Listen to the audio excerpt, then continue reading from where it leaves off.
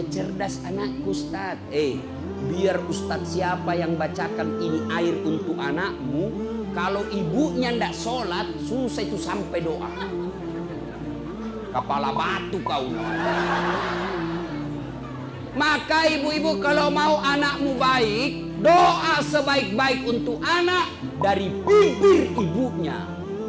Saya doakan anakmu, saya tidak kenal, belum tentu saya ikhlas. Ayo, tapi doa dari ibu itu yang paling ikhlas. Kenapa? Karena ibulah yang paling mencintai anaknya, karena ibulah yang paling menderita melahirkan anaknya. Suami nangis anaknya malam-malam, urus anakmu. Padahal sama-sama dibikin. Saya kalau lihat negara kita ini begini, banyak protes apalan sebagainya, sudah jangan demo-demo deh, rusak-rusak saja orang. Gimana caranya? Perbaiki diri kita masing-masing, selesai. Coba kalau orang tua berhasil mendidik anaknya menjadi orang-orang yang baik, dia menjadi pejabat-pejabat yang baik, menjadi polisi-polisi yang baik, tentara-tentara yang baik, dosen-dosen yang baik, otomatis masyarakat kita baik.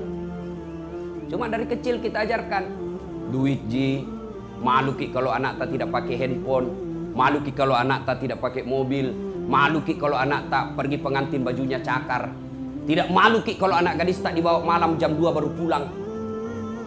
Begitu ditegur, Nabi bilang ini kan modern Mima, zaman tak dulu itu. Dan kita akui. Ini yang pertama. Ya, yang bisa menyelamatkan kita, yang bisa mengalirkan pahala-pahala adalah anak yang soleh dan soleha. Saya jelek Ustaz, karena kau membandingkan sama yang cakep.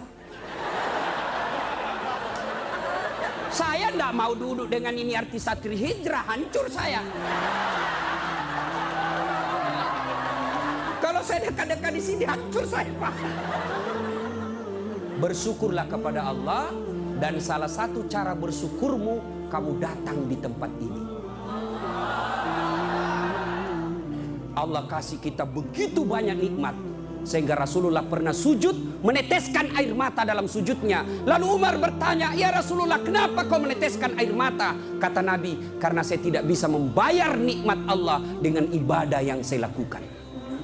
Adakah yang bisa mengalahkan ibadahnya Nabi? Demi Allah, di kolong langit ini tidak ada orang yang hebat ibadahnya seperti Rasulullah Muhammad SAW. Tapi beliau masih sadar ibadah yang dilakukan tidak mampu membayar nikmat yang Allah berikan. Adik-adik beli handphone, begitu beli handphone, ada apanya? Ada petunjuk penggunaannya. Dan di situ ditulis warna merah. Baca buku pedoman penggunaan sebelum menggunakan handphone. Coba, itu ditunjuk, itu ditulis merah. Baca dulu ini buku, baru kau buka itu HP-mu. HP saja itu ada buku pedomannya. Apalagi kita sholat. Akhirnya jangan kau heran, 30 tahun kau sholat masih hobi kau makan uang haram. 30 tahun kau sholat masih suka kau bohong.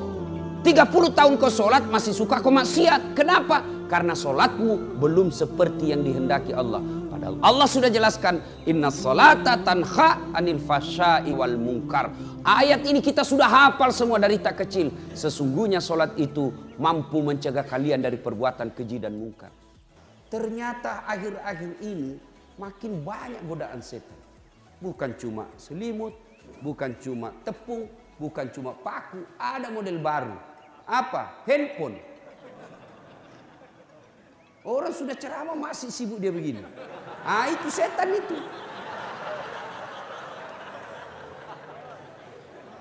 Pasti Bapak tidak perhatikan saya.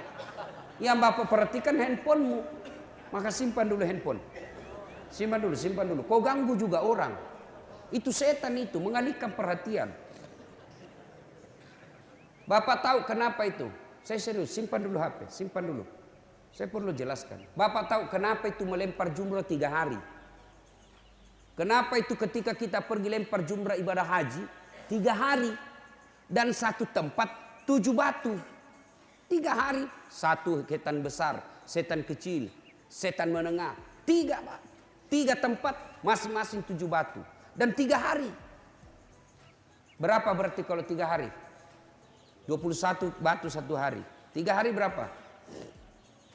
63. Kenapa tidak waktu haji 63 langsung dilempar? 1, 2, Kenapa tidak langsung habis? Itu pelajaran buat kita bahwa Melawan setan itu perlu nafas panjang. Kau keluar dari rumahmu, setan sudah kau kalahkan, tapi dia mundur, tidak. Nah, goda lagi kau. Apa cara godanya? Pak, kau cepat. Tidak usah kau sholat sunnah. Sudah mau kamar. Oh, setan itu. Oke, Bapak sholat sunnah, apa setan mundur? Tidak. Tidak usah kau baca surat pendek, Al-Fatihah saja. Setan itu. Begitu kita selesai sholat, oke, baca surat pendek. Apa setan menyesal? Mundur? Tidak. Cepat kok, gerakan masih cepat. Akhirnya sholatnya kayak kilat. Itu yang Al-Quran sindir. Ara'aital ladzi yukatsibu bid-din. Tahu enggak kamu pendusta agama? Apa jadi pendusta agama? Sholatnya dusta, puasanya dusta, hajinya dusta. Siapa mereka? Mereka yang lalai dalam sholatnya. Siapa yang lalai dalam sholatnya? Mereka itu kalau sholat. Ditanya, kenapa cepat sekali? Ya kan saya sudah hafal, saya sudah 21 tahun sholat. Saya hafal sudah itu, biar saya tutup mata saya bisa. Sholat bukan soal hafal, bos. Sholat itu soal penghambaan diri kepada Allah. Kalau soal hafal bilang kau saja, Allahu Akbar, Tuhan, bacaannya sama kemarin. Assalamualaikum. Selesai begitu saja. Tapi kan sholat ini penghambaan diri. Kenapa orang kalau sholat tidak sholat dianggap kafir? Bahkan Imam Syafi'i katakan kalau dia tidak sholat dia meninggal, jangan kau sholati. Kenapa sebenarnya itu? Orang tidak puasa masih Islam. Orang tidak haji masih Islam. Orang tidak bayar zakat masih Islam. Tapi ketika tidak sholat kafir. Kenapa? Karena puncak penghambaan diri, deklarasi bahwa saya hamba, itulah sholat. Orang puasa belum tentu sepenuhnya menghambakan diri. Kenapa? Bisa puasa sambil berjualan. Masih ada kerjaan lain. Orang puasa masih bisa kita baring-baring. Orang puasa masih bisa dengar musik. Orang puasa masih bisa main gitar. Belum total dia menghambakan diri. Coba. Orang haji masih bisa bikin kegiatan lain. Bahkan ketika haji boleh kita peluk-peluk istri. Ketika haji bapak boleh berniaga. Boleh bawa bersana ke batu cincin, pergi jual di Mekah. Boleh. Ketika bayar zakat boleh bapak berbisnis. Tapi ketika sholat semua kegiatan dunia hentikan, kau hambaku. Lahir batin kita menghambakan diri. Makanya dikatakan orang yang sholat kafir. Kenapa? Disitulah puncak pengakuan kita. Ya Allah, saya hamba, kau Tuhan. Coba ketika bapak sholat, ada enggak kegiatan lain? Ada. Minimal 5 menit tidak ada kegiatan lain. Tidak boleh kau sambil sholat sambil main gitar. Orang gila. Allahu Akbar, mengap. Sami Allahu liman hamidah. Begadang jangan begadang. Tidak boleh, bos. Kau puasa boleh tidak nyanyi? Boleh. Darah muda, darah yang pada remaja. Batal puasamu? Tidak. Bagaimana kalau wudhu? Batal tidak? Kumur-kumur? Batal. Batal. Kenapa bisa? 3 kau kasih masuk, 1 keluar. Kumur-kumur. 3 kali masuk, kenapa 1 keluar? 2 yang kuhisap. Boleh pak. Bayar zakat.